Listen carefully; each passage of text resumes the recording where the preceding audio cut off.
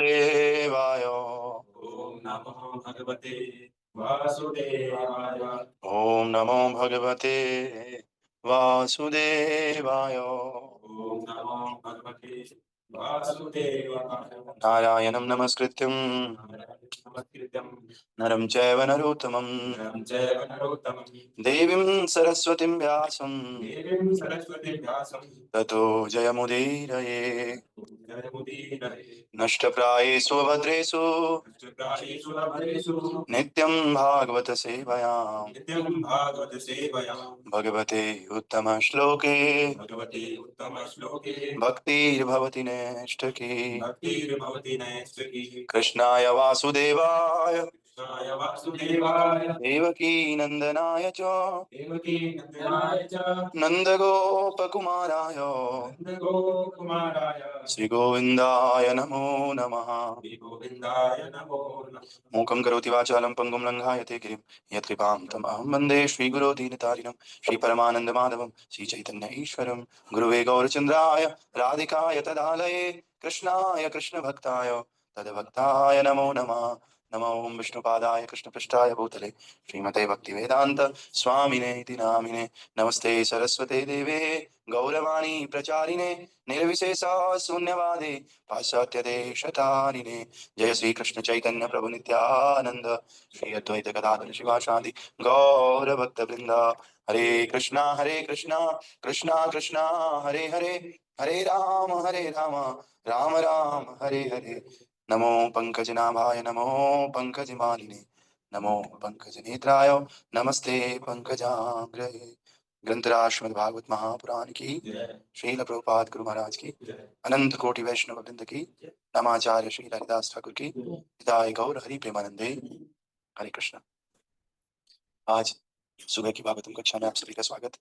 हम लोग श्रीमद् भागवत महापुराण दूसरे स्कंद का तीसरा अध्याय और इसका श्लोक संख्या 21 पढ़ रहे हैं, जो इस प्रकार से। भारः परं पाट्ट किरीटजुष्टम् परं पाट किरीटजुष्टम् अप्युत्तमाङ्गं ननमेन्मुकुन्दम् अभ्युत्तमाङ्गं ननमे मुकुन्दम् सावोकरो नो कुरुते सपर्याम् ओ करुणो कुरुते सपर्या हरेर्लसत् काञ्चन कङ्कणो वा हरे रसत काञ्चन कंकणो वा भारः परं पट्ट किरीटजुष्टम् परं पाट किरीटजुष्टम् अप्युत्तमाङ्गं ननमेन्मुकुन्दम् अभ्युत्तमाङ्गं ननमे मुकुन्दम् शावोकरो नो कुरुते सपर्याम् अहो करुणो कुरुते सपर्या हरेर्लसत् काञ्चन कङ्कणो वा। हरे रसत काञ्चन कंकणो वा। हरे कृष्ण। हरे कृष्ण।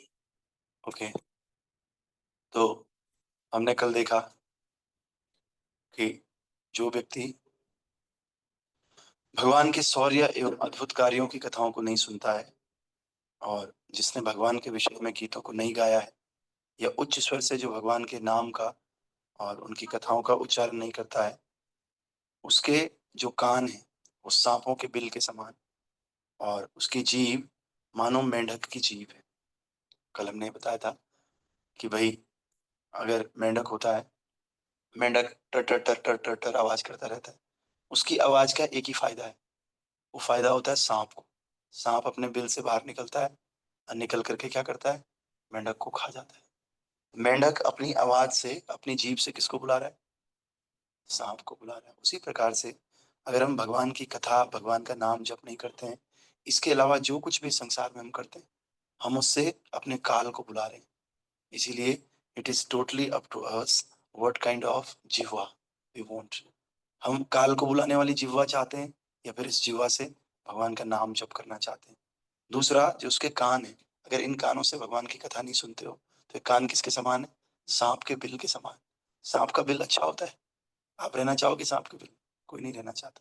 ये सांप के बिल के समान है कान, बहुत गलत जगह है, मतलब जहर उगलते हैं केवल। तो इसीलिए संसार में अगर हम भगवान की कथा नहीं सुनते हैं तो ऐसा नहीं कि कान के छेद बंद हो जाएंगे कि भाई आज कथा नहीं सुनी तो आज कुछ मैं और सुनूंगा ही नहीं। ऐसा नहीं होता ना, न चाह के भी हमें सुनना पड़ता है और जो ये हम सुनते हैं वैसे ही हमारा स्वभाव होता है। तो जितनी भी हमारी सेंस इंद्रियां हैं, चाहे वो आईज हैं, नोज है, चाहे ईयर्स हैं, चाहे हमारा माउथ है, ये सब रिसेप्टर्स हैं। क्या है? इनसे इंफॉर्मेशन अंदर जाती है और जैसा अंदर जाता है वही हमारे व्यवहार में बाहर आता है। तो इसीलिए जैसा हम खाना खाते हैं अन्न, उसी प्रकार का हमारा चेतना हो जाता है। जैसा हम गाना सुनते हैं, उस प्रकार का चेतना हो जाता है। जैसे इन आँखों से दृश्य देखते हैं, वैसी चेतना हो जाती है। तो किसी ने अगर भगवान की कथा, भगवान का नाम, भगवान के भक्तों का संग किया है, तो वो तो बच जाएगा, क्योंकि उसका प्रभाव काफ़ी समय तक रहता है। लेकिन जिसने नहीं किया, वो क्या करेगा? संसार ही सुनेगा। इसीलिए इसकी वैलिडिटी 1 दिन की है बस। आप ये नहीं कह सकते, प्रभु जी मैंने किया है नाम जप, कल किया था। आज अगर नहीं करोगे, वो कल के नाम जप का फ़ायदा कल ही कल मिलेगा बस। आज के नाम जप के लिए आपको अलग से चार्ज लगाना पड़ेगा दोबारा। तो इसलिए आपको रोज़ किसी भी हाल में मॉर्निंग प्रोग्राम को कॉम्प्रोमाइज़ नहीं करना चाहिए। ऐसे नहीं आज आ गए, कल नहीं आए, आज कर लिया, कल नहीं किया, ये कॉम्प्रोमाइज़ नहीं करना चाहिए। गोपाल कृष्ण महाराज से किसी ने पूछा, "भई आप इतने सफल हो रहे हो, इस सफलता के पीछे क्या कारण है?" उन्होंने यही बोला कि मैं कभी भी अपने मॉर्निंग प्रोग्राम को कॉम्प्रोमाइज़ नहीं करता हूँ। चाहे कुछ भी हो, मैंने माला करनी है और अपना मॉर्निंग का प्रोग्राम हमेशा करना है। दूसरा, मैं किसी के प्रति अपराध नहीं करता हूँ। बस ये 2 बातें अगर हैं जीवन में, तो आपको सफलता मिलेगी आध्यात्मिक जीवन। और मॉर्निंग प्रोग्राम रोज़ कर रहे हैं, अपराध भी कर रहे हैं, तो कोई फ़ायदा नहीं। अपराध नहीं कर रहे हैं, पर मॉर्निंग प्रोग्राम भी नहीं कर रहे हैं, क्या फ़ायदा? तो रोज़ 2 बातें हैं, एक रोज़ मॉर्निंग प्रोग्राम करना है और रोज़ अपराध से बचना है बस। तो इन 2 कामों से हमें बचेंगे, तो हमारी प्रगति निश्चित है। तो जो इन कामों से नहीं बचेगा या जो रोज़ स्किप करेगा मॉर्निंग प्रोग्राम को, उसकी प्रगति बहुत ही बहुत ही रेयर है। रेयर क्या है ही नहीं, हो ही नहीं सकती, कैसे होगी प्रगति? इसलिए रोज़ हमें आना है। तो आगे आज के श्लोक में कह रहे हैं, कल तो हमने ये सुना है ना, कि वो बस टर, टर, टर करके दुखों को बुला रहा है बस, है ना? तो इस प्रकार से शरीर का ऊपरी भाग भले ही रेशमी पगड़ी से सज्जित क्यों ना हो, किंतु यदि मुक्ति के दाता भगवान श्री कृष्ण के समक्ष झुकाया नहीं जाता, तो वो एक भारी बोझ के समान है। मान लिया कोई आदमी है, अच्छे-अच्छे बाल बनाता है, पगड़ी बनाता है, सुंदर लगता है वो पगड़ी में। वो कह रहे हैं कितना भी सुंदर क्यों ना हो, वो अगर कृष्ण के सामने झुकता नहीं, यानी भक्ति नहीं करता है, तो फिर वो एक भारी बोझ है बस। समझ रहे? फिर कह रहे हैं, इसी प्रकार चाहे हाथ चमचमाते कंकड़ों से क्यों ना अलंकृत हो, हरेर लसत कांचन कंकड़ो वा। कांचन मतलब सोने, और कंकड़ मतलब ये जैसे पहना है तूने अभी, जैसे इसने पहना रहता है वो। ऐसा अगर सोने का भी क्यों ना पहन ले कोई, क्या? सोने का भी क्यों ना पहन ले कोई, फिर क्या होगा? जब तक भगवान श्री हरि की सेवा में लीन नहीं रहते, तो वे मृत पुरुषों के हाथों के समान है। ये आभूषण का क्या करना है, अंदर से तो मरा हुआ है।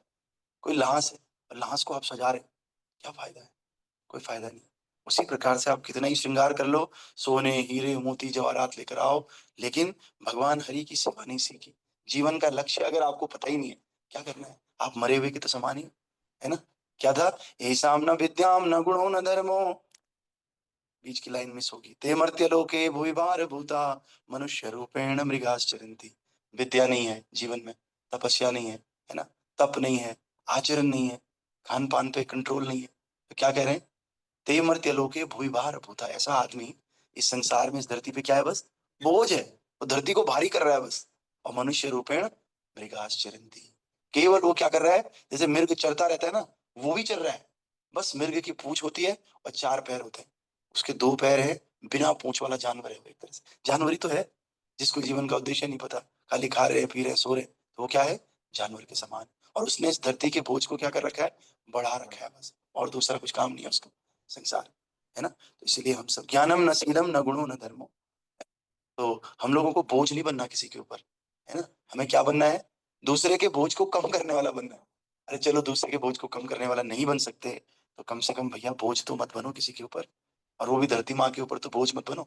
इसीलिए मैं 2 काम हमेशा करना चाहिए, सुबह फट से उठ करके और अपनी साधना रोज़। मैं इतनी माला करता हूँ, मैं अपने जीवन के लक्ष्य के लिए ये करता हूँ। जो ये नहीं करता है ना, वो क्या है? छोटी चेतना है। मतलब आप जैसे बच्चा है, बच्चा उठ जाता है अपने आप सुबह, उठ करके नहीं, नहीं, जल्दी स्कूल जाना है, कॉलेज जाना है।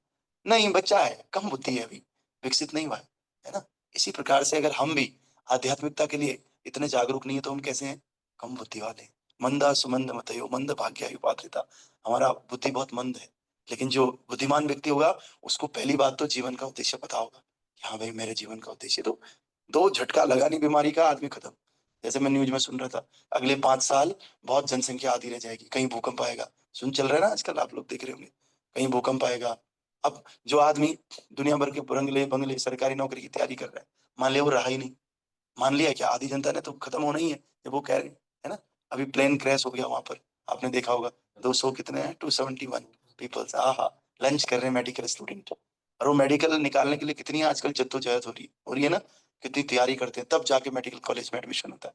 और सुबह नाश्ता कर रहे हैं, प्लेट में लंच कर रहे हैं मेडिकल कॉलेज वाला। एक झटका आया कृष्णा का, किसका? एक झटका आया वेव का, और उसकी तैयारी, उसके सपने, सब एक सेकंड में चूर, खत्म। समझ रहे? काल सभी को खा जाएगा, लेडीज हो या जेंट, जगत में कोई ना परमानेंट। तो अब इसका मतलब ये नहीं है कि हम तैयारी ना करें, इसका मतलब ये है, इस बात को मेंटली समझें कि ये तैयारी करना ये एस्पेक्ट है लाइफ का। हो तो ठीक, ना हो तो ठीक, लेकिन असली चीज क्या है? हमें भगवत प्राप्ति करनी, जीवन का असली उद्देश्य हमको समझना है, ये इंपॉर्टेंट है ना? वो लोग देखो सेल्फी ले रहे हैं जो प्लेन में बैठे हुए थे, हाँ ऐसे लग रहा है आनंद ही आनंद है जीवन में। आनंद को कब कृष्ण निरानंद में बदल जाए पता ही नहीं चल सकता, है ना? तो इस प्रकार से हम लोगों को समझना है इस बात को, और मॉर्निंग प्रोग्राम में बहुत स्ट्रिक्ट रहना है कि नहीं, जीवन का उद्देश्य बार बार सुनना है कि भाई जीवन का उद्देश्य ये है, जीवन का उद्देश्य ये है। वरना सबसे पहले हमारा ये दिमाग बुस हो जाता है, ये दिमाग में बैठती नहीं चीजें। ये प्रभाव है किसका? तमोगुण का। ये प्रभाव है भगवान की भक्ति ना करने का। हम लोग कहीं कुछ भी कर लेते हैं, आलसी हो जाते हैं, सोए रहते हैं, हम लोगों को दिमाग में घुसता नहीं क्या करना है क्या नहीं करना है। ये केवल भक्ति ना करने का प्रभाव है, दृढ़ता से और कंसिस्टेंट ना रहने का प्रभाव है। अगर हम थोड़ी सी मेहनत करके कंसिस्टेंसी बढ़ाते हैं ना, थोड़ा सा ताकत लगाते हैं, तो क्या होता है, फिर हमारा जीवन बहुत सुखमय हो जाता है, ज्ञान आता है। तमोगुण का मतलब क्या है? अंधकार। अंधकार में आदमी की आदतें, ये बॉडली प्लेटफॉर्म पे है, उसको कभी यहाँ खुजली हो रही है, कभी उसको ऐसा लग रहा है यहाँ, ये बॉडली प्लेटफॉर्म है। लेकिन जब कोई बॉडली प्लेटफॉर्म से ऊपर उठता है ना, तो उसको बहुत क्लीनीनेस, माइंड बहुत क्लीन होता है। वो सोचता है टाइम वेस्ट नहीं करूं, मैं कुछ काम कर लेता हूँ। क्या कर लेता हूँ? काम। कोई अगर कुछ काम नहीं कर रहा है, समझ लो तमोगुण की प्रधानता है। कोई काम कर रहा है, इसका मतलब रजोगुण भी हो सकता है और सतोगुण भी हो सकता है। सतोगुण में व्यक्ति का माइंड बहुत क्लियर रहता है कि यार मुझे, मैं मोबाइल छेड़ रहा हूँ, फायदा मिल रहा है इसको छेड़ के, मैं कुछ काम कर लेता हूँ, कुछ पढ़ लेता हूँ, या फिर कुछ मैं और काम कर लेता हूँ जिससे प्रोडक्टिविटी आए लाइफ में। लेकिन जैसे ही तमोगुण एंटर होगा ना, आदमी सोच छोड़ो यार, सो जाते हैं थोड़ा। अरे यार पता ही नहीं चलेगा, घंटों घंटों का मोबाइल हाथ में ही रहेगा और आप 4 घंटे क्रॉस कर जाओगे। लेकिन सतोगुण होगा तो आपको बहुत चीजें दिखेंगी। इसलिए सतोगुणी पंडित लोग होते हैं, ब्राह्मण। ब्राह्मण क्या करता है, उसको सब कुछ, ब्राह्मण के बच्चे बहुत इंटेलिजेंट होते हैं नहीं होते? हाँ, प्रभु जी हंस रहे हैं, कह रहे मैं भी हूं पर तो ब्राह्मण के बच्चे मीन्स आजकल के ब्राह्मण नहीं, कलो शूद्र संभव, कलयुग में तो कोई ब्राह्मण है ही नहीं। कलयुग में तो सब शूद्र हैं, सब लोग नौकरी पेशा करना चाहते हैं, है ना? तो शूद्र हैं। लेकिन जो असल में ब्राह्मणिकल क्वालिटी जिनके अंदर होती है, उनके अंदर सहनशीलता होती है, दम होता है, क्षमा होती है, और एक व्यवहार होता है उनका, बहुत अच्छा व्यवहार, खुशी उनके चेहरे पे हर समय होती है। समझ रहे? हाँ, अगर कभी कभी गुस्सा आता भी है, तो वो लोगों के भले के लिए गुस्सा आता है कि हर ये आदमी क्या काम कर रहा है, या फिर भगवान के लिए किसी ने मूर्ति को तोड़ दिया या कुछ गलत कर दिया नियम, उसके लिए उनको गुस्सा आता है, यार तुम शुद्धता का पालन नहीं कर रहे हो। समझ रहे? प्रभुपाद जी को भी बहुत गुस्सा आता था कभी कभी, लेकिन किस लिए आता था? ले मेरे लिए खाना ही नहीं बनाया तुमने, ले वे मेरे कपड़े नहीं धोए सुबह से इसके लिए गुस्सा आता था। नहीं, अरे डिटीज को अंदर घुसा रहे हैं टेम्पल हॉल में, और डिटीज यहाँ से टूट रही है, यहाँ से डिटीज लग रहा है, कभी कोई चप्पल लेके मंदिर में आ जा रहा है, तो प्रभुपाद जी गुस्सा करेंगे ना। तो वैदिक नियमों का पालन जब नहीं होता है, तो उसके लिए प्रभुपाद जी गुस्सा करते हैं, भक्ति के लिए, दूसरे की प्रगति के लिए। हमारा गुस्सा किसके लिए होता है? अपने लिए होता है, मेरे को ये नहीं किया, मुझे वो एक सेकंड चैन से नहीं रहने देते, किचर पिचर है, मैं तो चेंज करूंगा यहाँ से, है ना? ये है। समझ रहे? मैं एक सेंटर में रहता था बहुत पहले, आज से 10 साल 12 साल पहले। तो वो प्रभु जी बोलते थे, कुछ किचकिच करते थे, मैं कह रहा हूँ यहाँ नहीं रहूंगा, मैं चेंज करूंगा यहाँ से किचिर किचिर करते रहते, लेकिन वो किचिर किचिर क्या थी वास्तव में? भगवान की भक्ति थी, है ना? 3:30 ही उठ जाते, बताओ मंगला आरती 4:30 होती, 3:30 ही मेरे को उठा देते। मैं नहीं रहूंगा यहाँ, वह जैसे ही दिन हुआ, सुनो कमरा है क्या उधर सुनो, हाँ उस मंदिर में कम है, उस मंदिर में कोई किसी को कुछ नहीं बोलता, आराम से उठते हैं, चलो भाई प्रभु जी मैं आ रहा हूँ सामान लेके, मैं आ तो जाऊंगा पर इनको कैसे बताऊं मैं आ रहा हूँ। तो ये किचिर किचिर खराब जरूर लगती है, लेकिन इस किचिर किचिर को किसी ने अगर लाइफ में ऐड कर दिया ना, बाप रे। तो एक बार हम कहीं ट्रेन में जा रहे थे, तो भक्त कह रहा है कि नहीं नहीं मैं नहीं जाऊंगा वहां, मैं वहां जाऊंगा तो प्रभु जी कुछ बोलेंगे इसलिए नहीं, नहीं नहीं, मैं नहीं जा रहा, मैं इधर ही ठीक हूँ दूसरी तरफ। समझ रहे? तो इस तरह से। और जैसे हम फोन भी करते हैं किसी को, तो फ़ोन करते हुए भी लोग सोचते होंगे कि अरे यार! फिर आ गया। एक आदमी ने तो रात को ही फ़ोन फ्लाइट मोड में डाल दिया कि सुबह नहीं, मैंने मन बना लिया, मैंने तो नहीं जाना है। जैसे हम मन बनाते हैं ना शाम को, भले सुबह ना उठे हम, लेकिन मन तो बनाते हैं ना, यार कल तो उठना है चाहे कुछ हो जाए, बहुत हो गया। लेकिन वो आदमी ने मन बना लिया, यार कल तो नहीं उठना है चाहे कुछ हो जाए, और इनका फ़ोन आता है, मेरे को डिस्टर्बेंस हो रही है। रात को ही अगर ये तो मेरे पास अभी मोबाइल की कमी है, मतलब वो जो टैब था वो है नहीं, खराब हो गया है। वरना मैं तो एक-एक आदमी को कॉल कर सकता हूँ और मुझे शर्म भी नहीं आती है। जब भगवान की भक्ति में कदम रखते हो ना, तो सबसे पहले शर्म छोड़नी पड़ती है ना? हाँ, शर्म करोगे तो दूसरे का उद्धार कैसे होगा? तो मैं तो कॉल करता रहूँ, 4-4 कॉल भी कर सकता हूँ, जब तक आया नहीं। अब तो फिर भी कम हो गया, लेकिन शुरू में जब तक उठाया नहीं मैं कॉल करता रहूँगा। क्योंकि हमें भी किसी ने ऐसे ही भक्ति में वो किया। जब मैं हॉस्टल में रहता था, तो हॉस्टल में हूँ मैं, कोई है नहीं पूछने वाला, और आया मैंने साइलेंट किया, जॉइन कर लिया, सो गया आराम से। वो आदमी बोलता था मुझे, आज भी मुझे याद है कि उठो, वीडियो खोलो, मुझे जप करके सुनाओ कि तुम जप कर रहे हो कि नहीं कर रहे हो। मैं सोचता था यार एक आदमी इससे अगर पीछा छूट जाए ना, तो बहुत बढ़िया होगा। फिर दिन में होता था, दिन में लगता था, हाँ यार नहीं ये तो सही कर रहे हैं। सुबह ऐसा लगता था कि यार इससे बड़ा कोई दुश्मन है ही नहीं मेरा, सबसे बड़ा दुश्मन यही है जो सुबह-सुबह फ़ोन करता है। लेकिन ये दुश्मन दोस्त बन जाता है अगर आपकी भक्ति में प्रगति हो गई। अगर यमराज के वहाँ पहुँचे और यमराज बोले कि नहीं, नहीं अरे ये तो सुबह उठता था, तब वो दुश्मन दोस्त बन जाता है। तब ऐसा लगता है नहीं यार, वो प्रभु जी अगर नहीं उठाते ना, तो आज यमराज मुझे नरक की तरफ ले जा रहे होते। यमराज बोलते नहीं, नहीं आप यहाँ मत, आप ऊपर जाओ। आपने तो सुबह उठे हो ना, उसने कॉल किया था, आप उठे, आपने नाम लिया, तो जिसने नाम लिया वो यहाँ थोड़ी रहेगा, वो तो ऊपर जाएगा। तो कई-कई बार बुरा बनना पड़ता है, किसके लिए? दूसरे के भले के लिए। इसको बोलते हैं प्रचारक। क्या बोलते हैं? प्रचारक। इसीलिए भगवान ने कहा प्रचारक मुझे बहुत पसंद है। अपने घर में बैठ के अपनी मर्ज़ी के अनुसार, मर्ज़ी आ रही तो थोड़ा किरताल ले लिया, कीर्तन कर लिया, मर्ज़ी आ रही थोड़ा-सा डेटी वर्शिप कर लिया, थोड़ा एक पन्ना पढ़ लिया किताब का। ये मर्ज़ी में तो हर दुनिया कर रही है ये तो। लेकिन कभी दूसरे के लिए करके तो देखो, वो भी बिना किसी स्वार्थ के, बिना किसी ₹1 के स्वार्थ के बिना करके देखो, और वो भी बुरा बन के देखो दूसरे के भले के लिए, तब होगा। जहाँ तक बुरा नहीं बन रहे तहाँ वहाँ तक तो कर लेंगे लोग मदद, लेकिन कई बार बुरा बनना पड़ता है ना? तो आइए, आज का जो श्लोक है, वो यही कह रहा है कि आप चाहे कितने ही बढ़िया क्यों ना हो, कितने ही अच्छे क्यों ना हो, लेकिन अगर आप भगवान की सेवा नहीं सीखे ना, आपका जीवन खराब है। जीवन क्या है? व्यर्थ है, और आप धरती पे क्या हो? बोझ हो। तो देख लो भई, हम बोझ बनना चाहते हैं या धरती को हल्का करना चाहते हैं? हैं मनीष लोग? बोझ बनना चाहते हो आप? आजकल खा पी के मोटा हो गए। है ना? हाँ, तो मोटा भी होना है ऐसी बात नहीं है, लेकिन खाली मोटा होके फ़ायदा है क्या? भगवान की भक्ति नहीं की। एक दिन इतने मोटे हो गए कि यमराज के यहाँ जो दरवाज़ा लगा है उसमें घुस ही नहीं पाए। तो अपने जो पाप कर्म है ना, उन कर्मों को बहुत पतला कर देना है। इतना पतला कि यमराज के यहाँ जो छेद है ना, उस छेद में से आराम से हम क्रॉस कर जाएँ।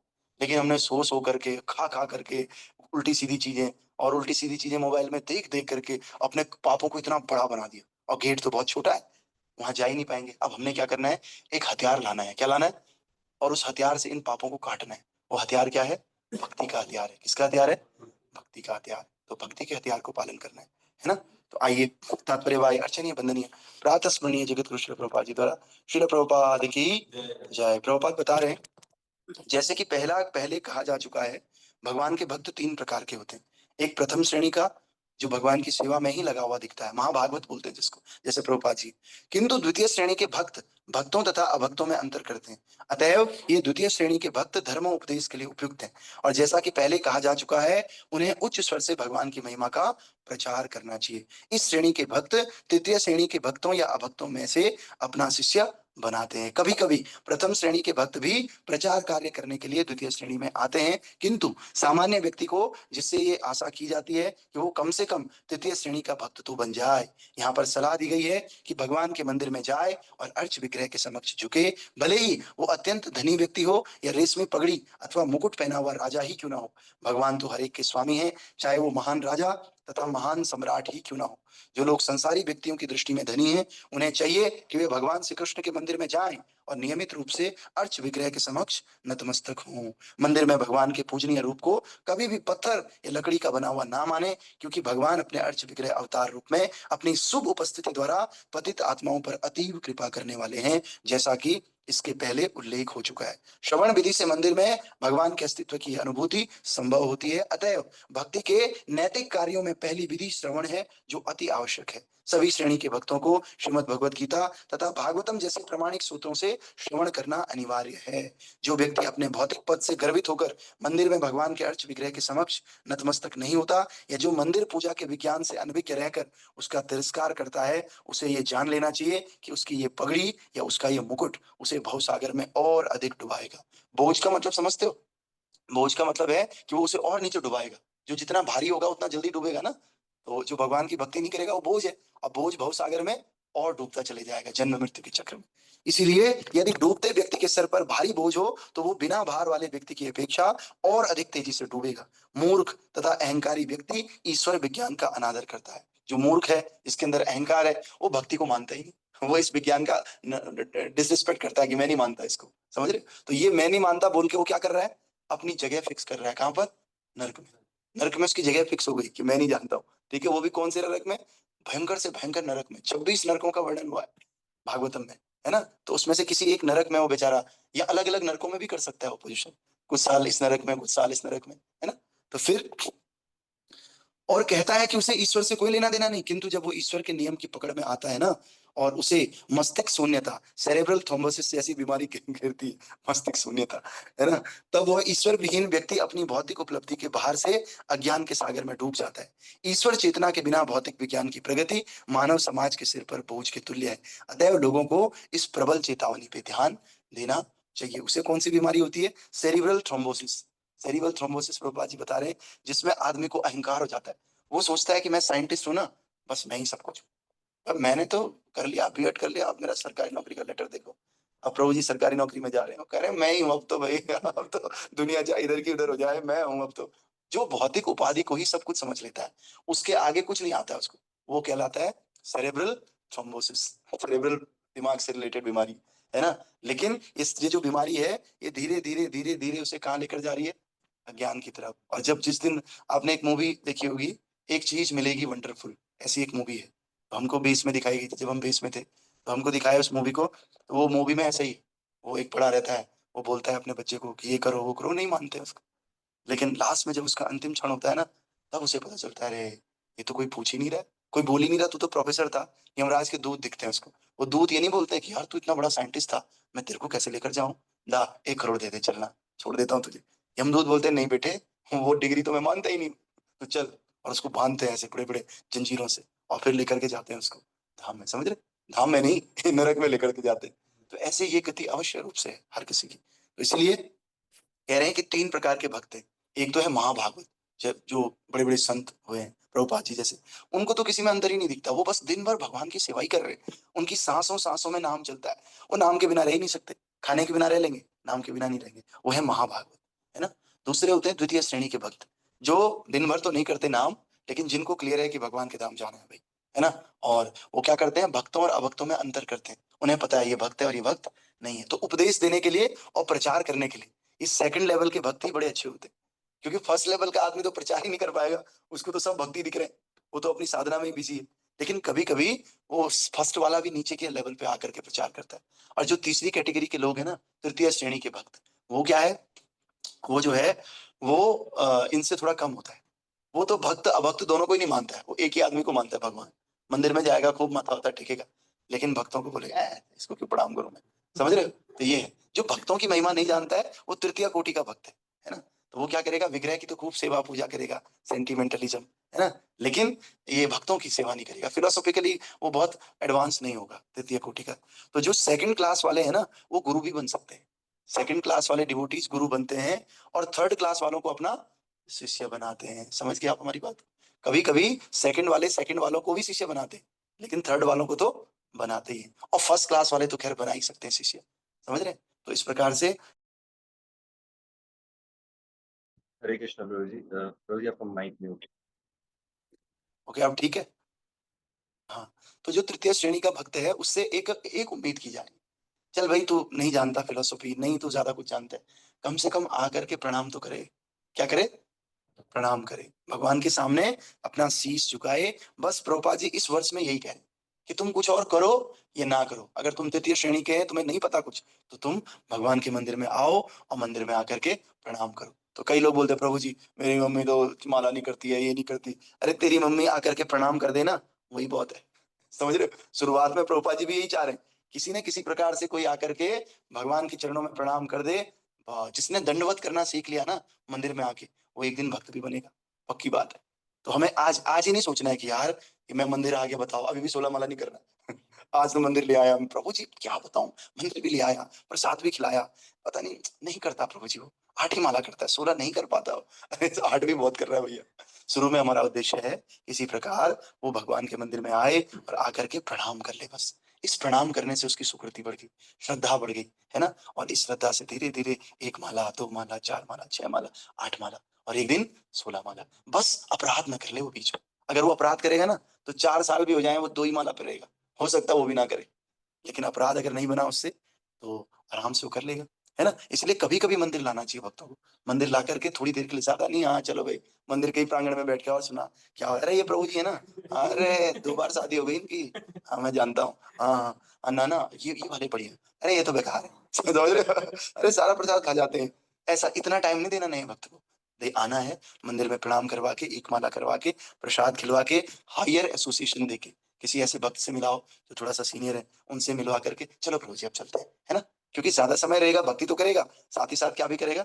अपराध करेगा। अब 1 माला कर रहा था, वो भी कम हो जाएगा। फिर वो निंदा चुगली करते-करते करेगा। इसलिए अपराध से हमको बचना है और दूसरा भक्ति में आगे प्रवृत्ति होना है ना? इसलिए आप देखोगे जो भी लोग भक्तों के साथ रहते हैं, उनकी माला धीरे-धीरे कम हो जाती है। प्रभुपाद जी के साथ जो लोग रहते थे, कई लोगों का फॉल डाउन हो गया। क्यों? जो सँभाल नहीं पाए प्रभुपाद जी के संग को, वो तो निंदा करने लग गए, अपराध करने लग गए। अब बाद में पता चला कि एक आदमी उधर है, उसने शादी कर ली, एक आदमी इधर दिख रहा है, भक्ति छोड़ दी। समझ रहे? क्यों? अपराध के कारण। अपराध के कारण ही केवल भक्ति छूटती है। भक्ति छूटने का दूसरा कोई रीज़न नहीं, है ना? तो इसलिए हमें अपराधों से बचना है और भक्ति में आगे बढ़ना है। ठीक है? संग उतना ही करना है जितना हमारी भक्ति के लिए अच्छा हो। ये नहीं सोचना भक्तों का संग करना है, आज तो चाट खाने जाएँगे भक्तों के साथ, वो संग नहीं है। संग का मीनिंग है आप भगवान की चर्चा जिन भक्तों से कर सकें, वो तो कुसंग है। भक्त के साथ रह कर के भी अगर निंदा चुगली हो रही है तो संग थोड़ी है, वो क्या है? कुसंग है। तो कुसंग छाड़िया एई वैष्णव आचार। वैष्णव उसी को बोलते हैं जो कुसंग का त्याग करता है। कुसंग अभी भी बिठाए हुए मन में। आलस, नींद, ज़्यादा खाना-पीना, इधर-उधर की चीज़ें, ये कुसंग ही तो है। फालतू बातें करना दोस्तों से, जो दोस्त भक्ति में नहीं है। क्या है वो? कुसंग ही तो है। कुसंग छाड़ी एई वैष्णव आचार। ये वैष्णव आचार है, कभी प्रगति नहीं होगी, कुसंग जब तक कर रहे हो। हमें सत्संग में आना है, क्या? सत्संग में आना है। तो आइए लास्ट स्टैन्ज़ा बचा हुआ है, इसको हम, और इसका शुरुआत कहाँ से हो रही है? कह रहे हैं, प्रभुपाद जी कह रहे हैं, पहली विधि है श्रवण, इसलिए आपको श्रवण करना है बस। बहुत सारे लोग श्रवण ही नहीं कर रहे। श्रवण हो ही नहीं रहा तो कैसे होगा? जो भी व्यक्ति श्रवण कर रहा होगा ना, सुन रहा होगा कथा, उसकी प्रगति निश्चित है, आप लिख के ले लो। एक आदमी बता दो मुझे, जो सुनता है और उसकी प्रगति नहीं हुई, मैं मान जाऊँगा। मैं छोड़ दूँगा भक्ति-वक्ति करना, लाओ पकड़ के कि प्रभु जी ये 3 साल से श्रवण कर रहा है, लेकिन इसकी प्रगति हुई नहीं। पक्की प्रगति होती है श्रवण करके। इसलिए कुछ और करो ना करो, श्रवण करो। हमेशा सुनो कि भाई 1 घंटा मैंने आज ये सुना, आधा घंटा मैंने ये सुना, है ना? तो अभी जो साधना वाला ग्रुप है, मैं उसमें श्रवण का भी डालूँगा। हम लोग सब लोग डालेंगे कि हमने क्या श्रवण किया। हमने चैंटिंग से स्टार्ट किया था, अब चैंटिंग तो कुछ लोग डाल रहे हैं, कुछ नहीं डाल रहे हैं। लेकिन चैंटिंग के साथ-साथ श्रवण भी डालेंगे कि हमने आज सुना क्या है। चैंट तो किया, लेकिन सुना क्या है, ठीक है? तो आइए, इसलिए प्रभुपाद जी कह रहे हैं कि सभी श्रेणी के भक्तों को, श्रवण ऐसे नहीं कि अभी नया-नया है प्रभु, आप सुनो, मैं तो सीनियर हो गया हूँ, आप सुना करो। अभी आप सुना करो, मैं नए-नए हूँ। कह रहे हैं सभी श्रेणी के भक्तों को श्रीमद् भगवत गीता तथा श्रीमद् भागवतम जैसे प्रामाणिक सूत्रों से श्रवण करना अनिवार्य है, कंपल्सरी है, चाहे वो शुद्ध भक्त भी क्यों ना हो, वो सुनते हैं, मैंने देखा है। महाराज को भी सुनते हुए देखता है, वो प्रभुपाद जी को सुनते हैं सुबह, हमेशा। तो जब कोई सुनेगा तभी उसकी प्रगति है। और यदि सामान्य व्यक्ति को भगवान की पूजा करने हेतु समय ना मिले, तो उसे कम से कम भगवान के मंदिर की साफ-सफाई में ही सही, कुछ क्षण तो अवश्य बिताना चाहिए। अब प्रभुपाद जी कह रहे हैं, नहीं है किसी का भाव पूजा अर्चना ज़्यादा नहीं कर पाता, तो कह रहे हैं भाई, हट्टा-कट्टा शरीर है, कम से कम भगवान के मंदिर की साफ-सफाई में ही कुछ कर लो, है ना? वो भी पूजा में ही आ जाएगा, है ना? उड़ीसा के अत्यंत शक्तिशाली राजा महाराज प्रताप रुद्र, यद्यपि वो राज्य के उत्तरदायित्व के भारी बोझ के कारण सदैव व्यस्त रहते थे, फिर भी वे वर्ष में एक बार भगवान के उत्सव के समय पुरी के जगन्नाथ मंदिर की सफाई में अपने हाथों से करते थे। बड़े राजा महाराणा प्रताप रुद्र, और वो झाड़ू लेते थे और सफाई करते थे जगन्नाथ मंदिर की, एक बार साल में। समझे? तो हम तो प्रताप रुद्र हैं नहीं, कहीं के राजा तो है नहीं हम। है ना? हम तो अपने माँ-बाप के ही राजा हैं और राजा बेटे हैं, है ना? और किसी के हैं नहीं। तो इसलिए कह रहे हैं कि हमको कम से कम सफाई कर लो। किसी का होता है ना माला करना बड़ा डिफिकल्ट है, इतना आसान नहीं है माला करना। एक भी कोई कर ले बहुत बड़ी बात। तो शुरुआत में नहीं मन माला में लग रहा है, तो मंदिर की सफाई कर लो भैया। तो इस प्रकार से कह रहे हैं, भाव ये है कि मनुष्य चाहे कितना ही महत्वपूर्ण क्यों ना हो, उसे परमेश्वर की श्रेष्ठता स्वीकार करनी चाहिए, है ना। भगवान जगन्नाथ के समक्ष महाराज प्रताप रुद्र की अधीनता ने उन्हें इतना शक्तिशाली राजा बना दिया कि उनके समय का महान पठान तक उड़ीसा में घुस नहीं पाया। उड़ीसा में नहीं घुस पाया था, समझ रहे हो आप। जब पठान था ना, उस समय मुगलों का राज था, है ना, तो उड़ीसा में नहीं घुस पाया। जगन्नाथ मंदिर जैसे का तैसे ही इवन वृंदावन में देखो, राधा गोविंद देव जी का मंदिर है, वृंदावन में भी इन लोगों ने अटैक किया, लेकिन उड़ीसा में अटैक ही नहीं कर पाए। उड़ीसा का जगन्नाथ जी का मंदिर जैसा था वैसे ही आज भी। ये किसका प्रताप है? ये भगवान की अधीनता का प्रताप है, क्योंकि वहां का राजा प्रताप रुद्र, उसने पूरी तरह भगवान की शरण ले ली, भगवान की के अधीन हो गया। ठीक है, फिर कह रहे हैं, अंत में महाराजा प्रताप रुद्र की ब्राह्मण के स्वामी श्री भगवान की शरणागति से भगवान चैतन्य ने उन पर कृपा की। इस प्रकार भले ही धनी पुरुष की स्त्री के हाथ में सोने के कंकड़ क्यों ना हो, उसे भगवान की सेवा अपने हाथों से ही करनी चाहिए। होता है ना, जो धनवान लोग होते हैं उनकी बीवियों के हाथ में क्या रहते? सोने के कंकड़ रहते। तो कह रहे हैं, चाहे उनकी स्त्रियों के हाथ में सोने के कंकड़ क्यों ना हो, लेकिन उन्हें अपने हाथों से सेवा करनी चाहिए। महाराज अम्बरीश भी ऐसी सेवा करते थे, जबकि इतने महान शासक थे, समझ रहे, नौकर चाकरों से करवा सकते थे, लेकिन सुबह 3 साढ़े 3 बजे वो अल्टर में होते थे, अल्टर की साफ सफाई करते थे। और हम न कहीं के राजा हैं, न कहीं के नवाब हैं, फिर भी हम मस्त सोए रहते हैं, हमें कोई लेना देना ही नहीं भक्ति से या किसी भी काम से। हम तो कह रहे हैं अपना काम ही टाइम से कर लो, है नहीं, तो हम उसमें भी आलस दिखाते हैं, क्योंकि कलियुगी जीव है। तो हम सबको अपना स्टैंडर्ड सुधारना होगा, और ये कैसे सुधरेगा? श्रवण करके। आप सबसे हाथ जोड़ के विनती है, आप सब छोड़ दो, लेकिन श्रवण करना मत छोड़ो। श्रवण करना जैसे ही छोड़ दिया ना, कोई 32 माला भी क्यों ना करता हो, मैं लिख के दे सकता हूँ, वो धीरे धीरे धीरे धीरे उसकी माला में कमी आ जाएगी। इसलिए श्रवण करो, रोज श्रवण करो, क्योंकि श्रवण करके मोटिवेशन मिलता है, हमारा चित्त शुद्ध होता है, और जो व्यक्ति सुना रहा है ना, उसकी ताकत भी आपको मिल जाती है, अगर उसके अंदर ताकत है तो, है ना, कंसिस्टेंसी है तो उसके गुण आ जाते हैं। ठीक है, तो आइए, सॉरी प्रभु कुछ कहना चाह रहे हरे कृष्ण प्रभु जी, राम प्रणाम। प्रभु जी, हैं? क्वेश्चन है कि जैसे मुगलों ने वृंदावन में अटैक करा, बाकी बिहारी इन सब, तो भगवान ने मतलब अपने टेम्पल की रक्षा क्यों नहीं करी एक टाइप से, क्योंकि प्रोटेक्टिव तो होना चाहिए, मतलब ऐसे टाइप। प्रोटेक्ट भगवान भक्तों को देते हैं ना मौका कि आप करो, तो भक्तों ने किया, है ना। जो इस संसार में क्या है देखो, भगवान तो कुछ भी कर सकते हैं। आप तो ये भी बोलोगे कि भगवान फिर सबको भगवत धाम क्यों नहीं ले जा रहे, भगवान यहीं क्यों छोड़ रहे हैं भगवान का तो सब कुछ ही है, लेकिन जो ये भौतिक धरातल है ना, यहाँ पर भगवान सीधे सीधे इंटरफेयर नहीं करते। भगवान अपने भक्तों को निमित्त बनाते हैं कि चलो भाई तुम करो, तुम्हें जो करना है करो, लो भाई। तो फिर भक्तों ने प्रयास किया, फिर उन भक्तों के प्रयास से भगवान का मंदिर बचा हुआ है, और सारे राधा रमन जी का, गोपीनाथ जी का, सबका मंदिर बचा हुआ है। और भगवान के जो डिटीज है, भक्तों को मौका देते हैं कि लो भाई ये सिचुएशन है, देखते हैं तुम कितना सर्व करते हो मुझे।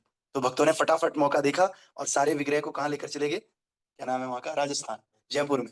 समझ रहे हैं? तो मंदिर तो होता ही है इंपॉर्टेंट, मंदिर से ज्यादा इंपॉर्टेंट डिटीज है, क्योंकि डिटीज की वजह से वो मंदिर है ना, विग्रह की वजह से। तो विग्रहों को सबने पहुंचाया उधर तक जो भी है।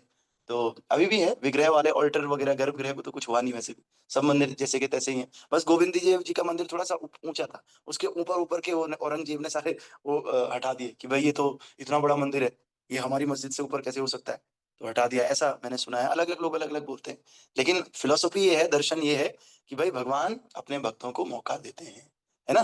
भगवान नहीं करना है तो फिर क्या फायदा?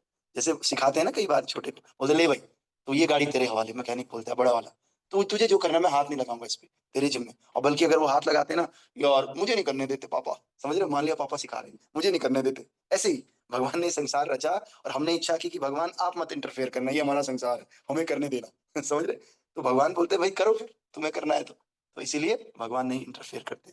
हाँ, अगर प्रार्थना करते हैं बहुत, और कभी कभी शुद्ध भक्त की इच्छा से भगवान प्रकट भी हो जाते, रक्षा करते भी हैं। और जो रक्षा हुई भी है, वो भी भगवान ने ही करी है ना वरना भक्तों को कैसे आइडियाज मिले कि यहाँ से जयपुर पहुंचाना है? वो भी कहीं ना कहीं भगवान ही हेल्प करते, लेकिन भक्तों के माध्यम से करते। और बाकी भगवान की लीला है, भगवान की माया, कहीं धूप और कहीं छाया, कौन समझ पाया? भगवान कह रहे इतना गहन है कि मेरे भक्ति नहीं समझ पाते, हम तो अभी भक्ति कर भी नहीं रहे, भक्ति शुरू की हमने थोड़ी बहुत अभी, भगवान की लीला को कौन समझ पाएगा, है ना। इसलिए वो भगवान है। अगर कोई कहता है ना कि मैं सब समझता हूँ भगवान के बारे में, तो फिर वो कुछ नहीं समझता है फिर वो भगवान कैसे हो गए, अगर सब जानते हो तो, है ना। तो भगवान के विषय में हम सब नहीं जानते हैं, इसीलिए वो भगवान है ना। हाँ, ग्रंथराज श्रीमद् भागवत महापुराण की जय, श्रील प्रभुपाद गुरु महाराज की, अनंत कोटि वैष्णव वृंद की, निताय गौर हरि प्रेमानंदे। तो आज एकादशी है, आज की एकादशी का नाम योगिनी एकादशी है, बहुत महत्वपूर्ण है। आप लोग करिए इस एकादशी को, क्योंकि इस एकादशी के बाद जो अगली एकादशी होगी, वो मेरे ख्याल से देवशयनी एकादशी होगी, है ना। उसके बाद चतुर्मास लग जाएगा हाँ जुलाई में ना, 6 जुलाई को, हाँ शयनी एकादशी। तो शयनी एकादशी के बाद चतुर्मास लग जाएगा। अगले 6 जुलाई को अगली एकादशी है। तो उसके बाद हम लोग हरा साग खाना छोड़ देंगे, फिर दही खाना छोड़ देंगे, फिर दूध खाना छोड़ देंगे और फिर लास्ट में उड़द की दाल खाना छोड़ देंगे 4 महीने। भक्ति के लिए बहुत इंपॉर्टेंट है। इन्हीं 4 महीनों के अंदर जन्माष्टमी, राधाष्टमी, बलराम पूर्णिमा, है ना? ये सब इसी के अंदर आता है इन 4 महीने में। कार्तिक, कार्तिक भी इन्हीं 4 महीनों में आता है। तो बस अभी ये महीना भी बहुत इंपॉर्टेंट है, रथ यात्रा आने वाली है, गुंडीचा मार्जन आने वाला है। 26 को गुंडीचा मार्जन है, 27 को रथ यात्रा है ना? तो ये जगन्नाथ जी का महीना है, 27वां जून, है ना? फिर आप जैसे जुलाई आ गया फिर चतुर्मास, चतुर्मास तो होता ही है, सबके लिए इंपॉर्टेंट। चतुर्मास में पहले के लोग ना कहीं यात्रा नहीं करते थे, एक ही जगह पे रहते थे, रह करके भजन करते थे।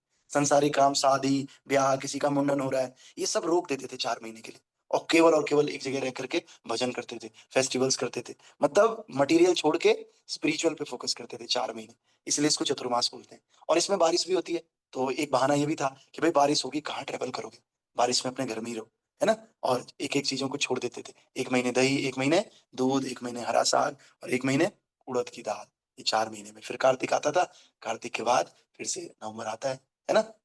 तो आज की एकादशी, इसकी कथा हम शाम को बताएंगे, अगर क्लास कर पाए तो। नहीं कर पाए तो क्या कर सकते हैं ना, आप पढ़ लेना कथा कहीं से। कथा वैसे इसमें यक्ष की कथा है, कुबेर जी थे ना, कुबेर जी का एक यक्ष रहता है बेचारा। तो वो जो यक्ष है वो हमेशा इनके लिए फूल लेकर के आता था बगीचे से, बहुत सुंदर सुंदर फूल लाता था, उसकी सेवा थी। लेकिन उसकी बड़ी सुंदर पत्नी थी एक, वो उससे बड़ा आसक्त था। और जो ये कुबेर जी हैं शिव जी के भक्त थे, है ना? शिव जी के भक्त थे कुबेर जी। तो एक दिन क्या हुआ कि ये फूल लेकर के तो आ गया, बीच में इसका घर पड़ता था, तो ये यक्ष अपने घर में ही रह गया और अपनी पत्नी से आसक्त हो गया और पत्नी से प्रेम विवाह करने लग गया, प्रेम व्यवहार करने लग गया वहां पर। करते करते ये भूल गया कि मुझे फूल भी लेकर जाना है, इतना अटैच हो गया। हम भी इतने अटैच हो जाते हैं फोन में या कभी किसी और चीज में, पता भी नहीं रहता हमें कुछ और भी करना है जीवन में। तो फिर क्या हुआ, फिर यहाँ ये क्रोधित हो गया, ये पूजा में बैठे हुए, अभी फूल आने वाला है, फूल आने वाला है। जब नहीं आया तो इनको क्रोध आया, किसको? कुबेर जी को।